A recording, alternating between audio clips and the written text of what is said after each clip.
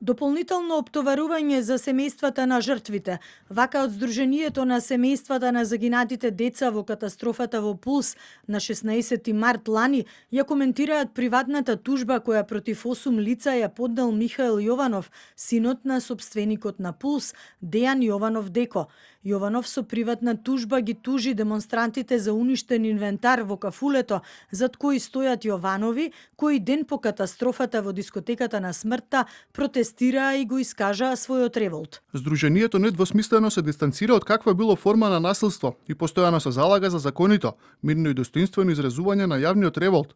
Во однос на настаните по трагедијата во Кочани, укажуваме дека според досега јавно достапните податоци не е утврдено постоење на кривично дело насилство, а постапките што се водат во моментот се иницирани врз основа на приватна кривична тужба за наводна имотна штета. Оттаму за телевизија 24 вела дека кривичната на Јованов, иако не е нова и е правен механизам, сепак отвора многу сериозни прашања и представува дополнителен притисок за нив. Фактот дека станува збор за постара тужба, која дури сега се актуализира во јавноста, иако формално не ја менува незината правна природа, реално има значително влијание врз јавната перцепција и представува дополнително оптоварување за семејствата на жртвите. Сдруженијето инсистира на почитување на принципите на правната држава и презумпцијата на невиност, но истовремено и на целосна кривична, институционална и морална одговорност за трагедијата.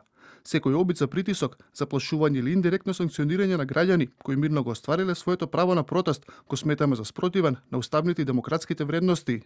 Партијата Левица, која на лидерската средба го отвори прашањето за еднократна помош на родителите од владата, според Апасиев, одговорот од премиерот бил дека владата не може да ги обештети, бидејќи објектот бил приватен, и порачува на владата дека нема да дозволат фарса од трагедијата во Кочани, каде жртвите се представуваат како виновници, а виновниците како жртви. Ова е слика на изопачен систем во кој жртвите се оставени без правда и поддршка, а осумничените добиваат простор да ги тужат граѓаните, па дури и деца, за да наплата штета. И не е случајно што сето ова се случува токму сега, кога победи партијата која со години го толерираше безредието, криминалот и клиентелизмот. Таа победа очигледно беше ветар во грб за криминалните структури да се чувствуваат недопирливи и охрабрени да удираат по народот кој бара правда.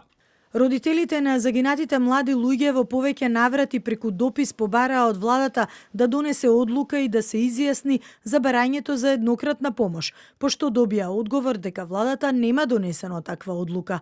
Во последната изјава премиерот Христијан Мицкоски кажа дека повеќе немало да коментира за оваа тема. Колку за споредба сите повредени лица и семејствата на загинатите во пожарот што избувна за Нова година во бар во Кран Монтана ќе добијат по 10.000 франци или околу 10.700 евра, објавија швајцарските власти. Станува збор за итна еднократна помош за жртвите од трагедијата во која загинаа 40 лица, а 116 беа повредени.